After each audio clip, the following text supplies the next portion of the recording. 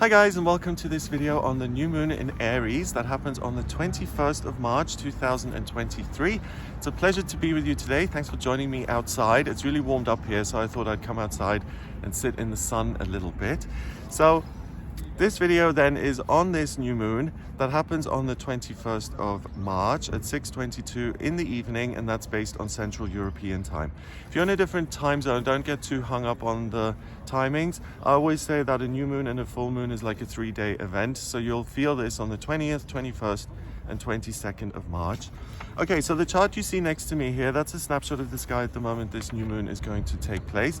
I'm going to analyze the chart to see how the planets interact with each other and what energy they bring up amongst themselves. The thinking behind these horoscopes is if we understand what this energy is all about, then we'll be able to make the most of it and grab the opportunities and avoid some of the potential issues or problems.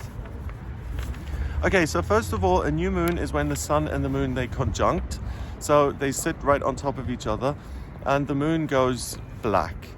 It's lights out. So the moon is taking a moment for itself. It's saying, do you know what? I'm not so interested in kind of shining my light and being beautiful right now. I want to go inwards. I want to understand what's going on with me and I want to make plans for the future. It's interesting actually, if you have a new moon in your birth chart, then you'll fundamentally have the energy of the pioneer, the person who innovates something. Because what the new moon is doing here, it's pulling loads of energy in and it's trying to kind of get its bearings and saying what's important to me right now and what am I going to look at for the next 28 days. So we've got the sun at 0 degrees in Aries. The sun is your head, it's your conscious identity, what you're moving towards. And then the moon, what you feel, it's what you naturally feel is accessible, and it's your heart. So your heart and your head are totally aligned. There's no conflict there. They're both at 0 degrees. And I always say in a chart that if you have any placement at 0 degrees, you get the quintessential nature of that energy. And this is a new moon in Aries. So a pioneering energy of I'm recharging myself in order to shoot off in a new direction. And then Aries fundamentally is the first sign of the zodiac.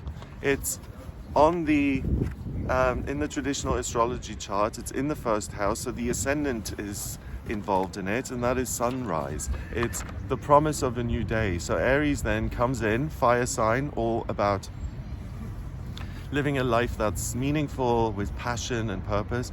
And it says, okay, how can I, independently on my own, me being Aries, the little strong ram, how can I get through all of this by myself and make it happen for me? So that in itself is a very independent, self-contained kind of energy. So this new moon is all about revving your engines. I think I got that because of that car there. But really getting ready to speed off and saying, do you know what? This is my life. Like that guy doing exactly that. Yeah. I care about certain things. I feel like I have a mission, I have a purpose, and I now want to realize and pursue that purpose in order to do something for me.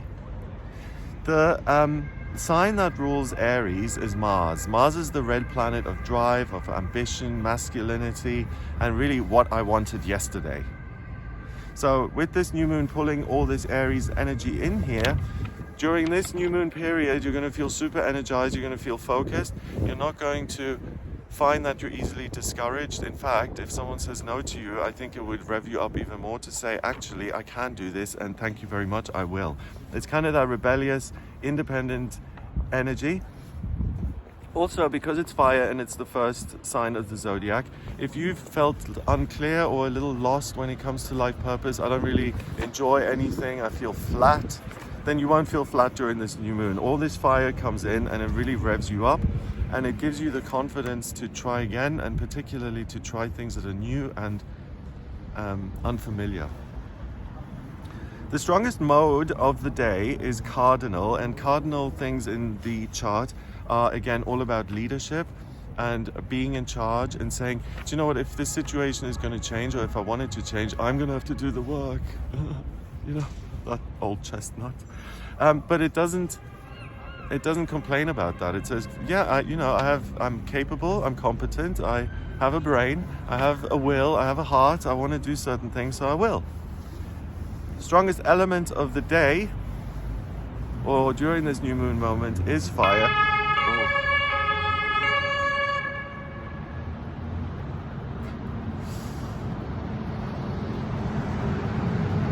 fire department. Wow.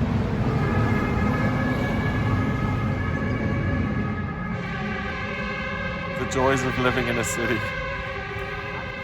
Okay. Yeah, unsurprisingly, strongest element by far is fire, which again is about trying to find something that you can be passionate about. Okay, and then we've got a couple of interesting things happening, and particularly what I found interesting is Neptune sitting on the moon. Neptune is the water planet. It's responsible for your dreams and your intuition and your connection to source in a certain way, and your connection to the planet and love on a global level, right? At 25 degrees in Pisces, it's very connected. Obviously, Neptune is very happy in this placement because it rules Pisces. So Neptune in Pisces allows you to connect to the higher realms and to dream and to see the bigger picture. At 25 degrees, 2 and 5 is 7. 7 is the mind and creativity. So especially if you're trying to connect on a spiritual level, or if you're working creatively, or if you use your intuition, or if you're doing healing work, then Neptune really allows you to tap into that easily. And the proximity to this new moon means it blends that energy into this new moon. So you can make a fresh start and pioneer in a real world sense. But what you can also do here is have a real spiritual spiritual breakthrough and go on a spiritual journey. It's kind of like a vision quest, and to say, do you know what, I'm going to now set off into the higher realms and discover some spiritual truth for myself. However, with Neptune sitting on this new moon, it makes me a little, because Neptune is water, right? And when you put all this water and fire together, I feel that it creates a lot of fog and the potential for miscommunication and a lack of clarity and deception fundamentally. And it's interesting because I do weekly horoscopes as well, and in the weekly horoscope for this week, it was very much about, hey, there's the potential here to have the wool pulled over your eyes, to be told untruths for the sake of convenience and all of those things. And now this energy is kind of back. I feel like Neptune sitting on this new moon is, if you're getting opportunities that seem too good to be true in the area of work, be very, very cautious, because you may gallop off into an area where you're not seeing the red flags that you would usually notice. And I'm also getting that fundamentally, if relationship-wise, you meet someone and the whole thing seems, again, too good to be true, then really pay attention to that, because I think, yeah, if it seems too good to be true, it will be during this time. So it feels to me almost like a Venus retrograde. Venus is the planet, the personal planet of love and beauty and creativity. And when it's in retrograde, it's not so good to start new relationships or to start new businesses. And that's what I'm getting here. Feel free to give me your take in the comments.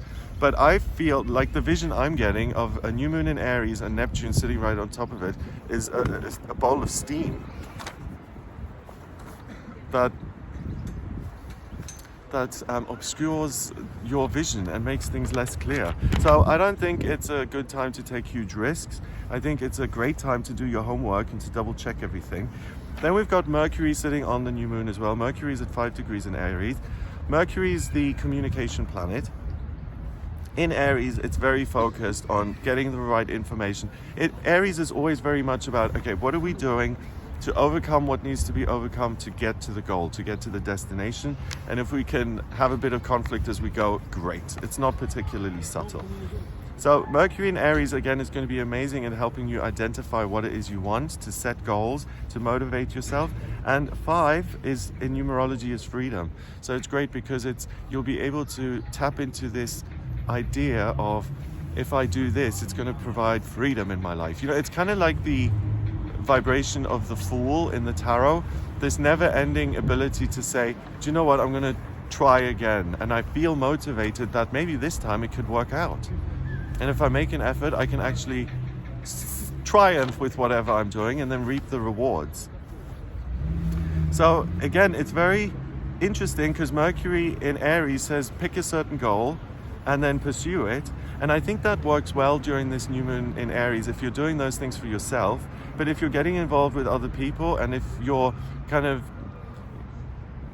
being asked to come on board to something that seems too good to be true, then I think that's where the deception issue comes in, that you can use all this great energy in an area that really doesn't pay off. Then these two, they don't connect with the new moon in Aries, but they're sitting in proximity, and to me, it's kind of significant. We've got Jupiter, the planet of good fortune and growth and good luck. That's at 16 degrees in Aries, and that allows you to get very creative with what is my plan for the future, right? Similar to other things, what's the path that I want to take? And then Chiron is the wounded healer, and that's at 14 degrees in Aries. And that's really interesting because it says this is a path of healing. This new path that you choose on this day, that you figure out for yourself, it's fundamentally a path that's going to sustain you and give you all those things that you're looking for. This has purpose, this has meaning, this is something that makes me feel like life is thrilling and interesting and worth it. So I really think this is a new moon of setting personal goals and creating a plan for the future and personal healing. But at the same time, I think it's really risky when it comes to potentially being deceived by other people who aren't interested in doing the work, their own work, and who are interested instead on tricking other people to offload the weight. And that's, I think, the extremes of this new moon to look out for. So the gift is in all this personal clarity you can achieve, and the problem is the lack of clarity in your relationships with other people. That's what I think. Okay, let's see, what else have we got? We've got the new moon now forms a lot of relationships with things in the chart. So first of all, it's semi-squares Uranus and Taurus at 16 degrees. Uranus is the planet of the unexpected. It's like lightning strikes. It's wow, we didn't see that one coming. And in Taurus, it's upheaval to your circumstances.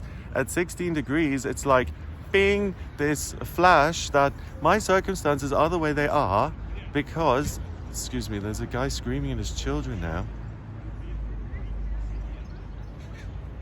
You see life living in the big city.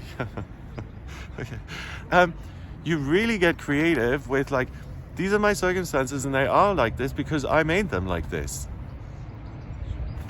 And if I made these ones, then I can make other ones. Ta-da! I suddenly get that I'm not trapped, that my circumstances are malleable and moldable, and I can create whatever life I want. It's really like, wow, I'm the pioneer and I'm going to build a wonderful life for myself. Then we've got the moon forming a square with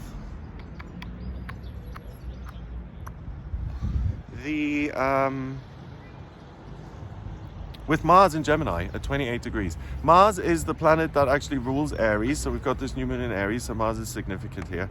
Because Mars in Gemini at 28 degrees, I'm laughing again, because 28 is 10, 10 reduces to 1 in numerology, and 1 is the vibration of the pioneer. So that's what this is all about. Think for yourself, do for yourself.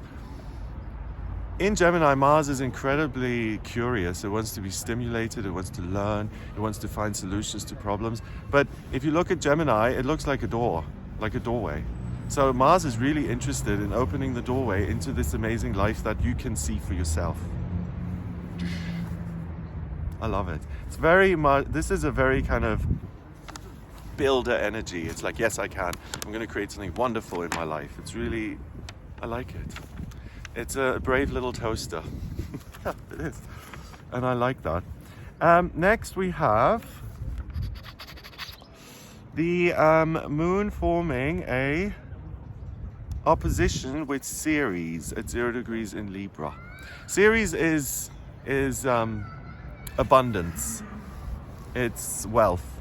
At 0 degrees in Libra, I think that it's a different meaning, and again, feel free to disagree with me, but I think there's going to be a plethora of people in your life who are going to be willing to tell you some palatable untruth.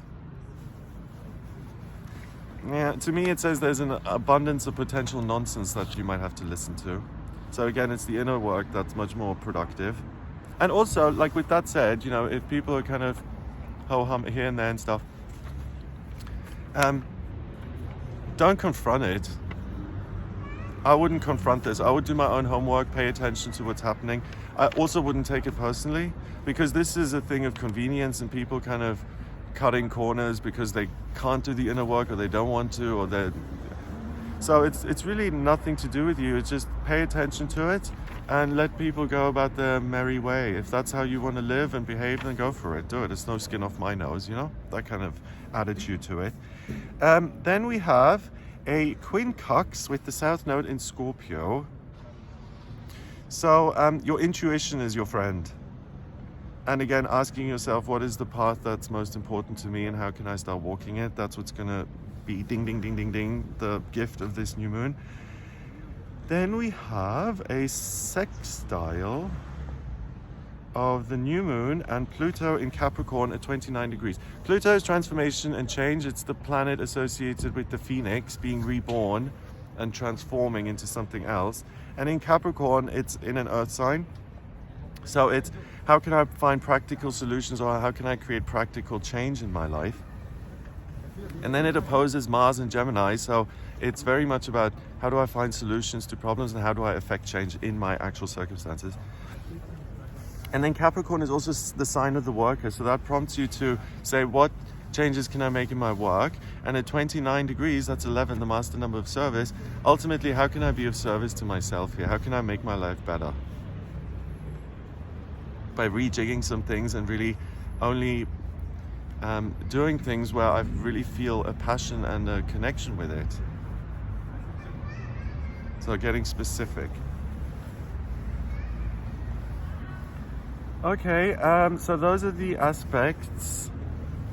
Then we have some major aspect patterns in the chart. So if you look in the center wheel again, we have a big blue triangle. So that's made up of 3 trines, and that's called a grand trine. So it connects the midheaven in Cancer with the south node in Scorpio and Saturn at 1 degrees in Pisces. A grand trine is always an area of talent, so it's something that's highlighted here on this day. And it's, I feel, the ability to take care of yourself, to create a new spiritual foundation and structure in yourself, a certainty that this is what I'm going to do with my life, I'm going to stick to it. It's like a New Year's resolution. That you can find what's really important, make this commitment to a new path, and then actually do it. It's like building, what I'm seeing is like imagine if you have a spiritual home, but I'm talking like a house where you go. So I sit down and meditate, I'm going to my spiritual house now, and you have like a house on the beach, for example. Then it's this grand trine is like a new structure is being built. Either your house is being expanded or you're building a new house on the beach. It's really something that's going to be a structure in your life in future. Wow. And then we almost have a mystic rectangle. One of the sides is missing, so technically it isn't a mystic rectangle, but I'm always really generous with these things, so let's have a look. It connects Black Moon Lilith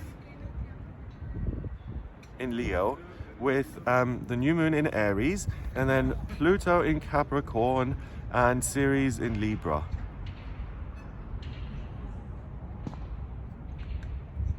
Okay, so the mystical gift here as such is to see through any potential untruths and from other people, but particularly the untruths that you tell yourself.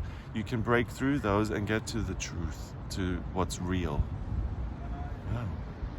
So I think we all have problems being real and truthful with ourselves at times, and I think the more depends, like if I'm going to be really harsh about something and say, oh, you're this and this and this, then and it makes me feel bad, then is being truthful to myself really that great? I don't think so. I think it's a happy medium between being truthful with yourself and not being deluded, but then also being kind to yourself, because self-criticism doesn't help. I've never felt or found. And then we almost have a yod, but the sextile is missing. It connects Venus and Taurus with the rising in Libra. No, with Ceres in Libra, and then Saturn in Pisces. So again, I think it's the potential to get involved in a new relationship where there's some sort of untruth. So I would exercise real caution with relationships and what you're really taking to be right and accurate. Yes. Okay, so that's what I get here during this new moon in Aries. I hope it gives you an idea of what you'll be working with. If you would like a personal reading with me, please get in touch via my website. It's gregoryscott.com. On the front page, click on book your reading to audio reading with me. In my personal readings, I use astrology, the tarot, numerology, and my intuition. If you have any questions about your life purpose or strengths, weaknesses, what's coming up in future, what geographic locations are good for you, I use astrocartography for that. To draw up your birth chart, I need your place of birth, date of birth, and time of birth. If you don't have the time of birth, then order a chart rectification with me. That's a process where you give me 10 or more life events and I actually work out your time of birth, and then I'm able to draw up your birth chart. So if you have any questions about you or what's coming up in future, or specifics like finance and relationships or anything at all, please do get in touch with me for a personal reading. And if you like this video, then give it a thumbs up, please hit subscribe and share the video online. Little birdie has joined me now. Okay, have a great day everybody, and I'll speak to you soon. All the best. Take care.